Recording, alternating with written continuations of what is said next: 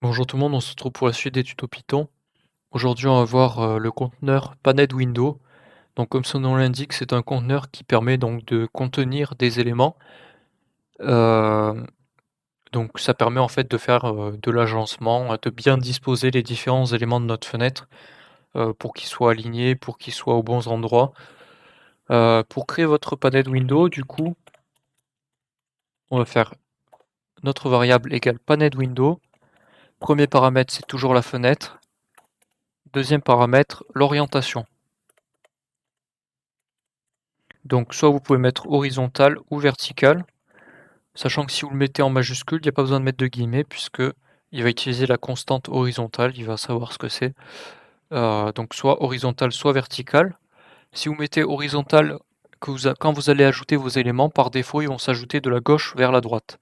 Si vous mettez vertical, par défaut, vos éléments vont s'ajouter du haut vers le bas. Après, on va faire un panel.pack.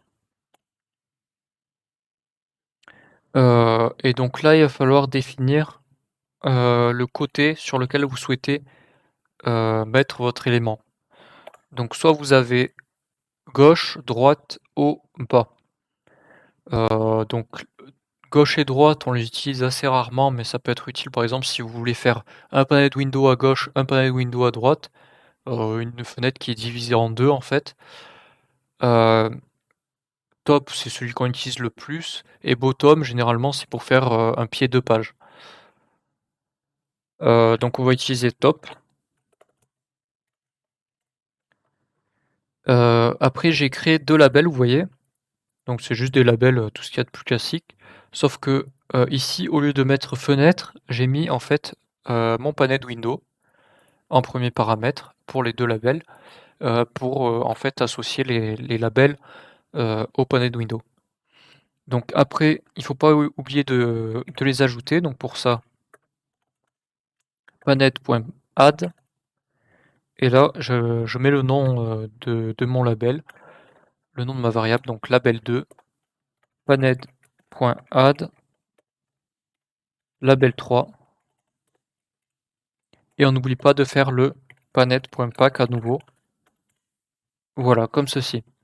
Donc maintenant, si j'exécute, hop, vous voyez, on a bien notre conteneur qui s'est bien fait avec nos deux labels. Euh, donc il est centré par défaut. Et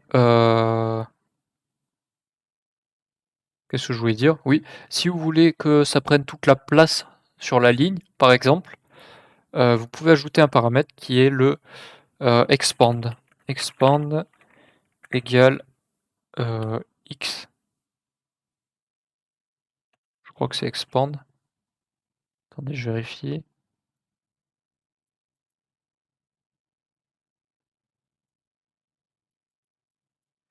X, Y, or boss. Ouais, voilà. On va mettre expand X. Normalement. Bah non, c'est pas ça. Non, c'est fill, je pense. Fill. Fill X, normalement.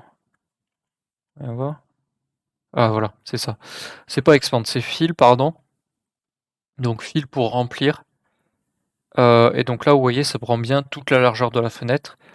Et ça s'adapte dynamiquement la taille de nos éléments. Donc si j'ajoute un troisième élément, ben, il ira se mettre à droite de l'élément qui est ici, qui est en rouge là, que vous voyez. Chose à savoir, vous pouvez mettre des panels, enfin des panels de window, pardon, à l'intérieur d'autres panels de window.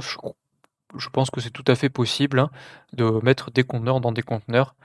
Ça peut être utile dans certains cas.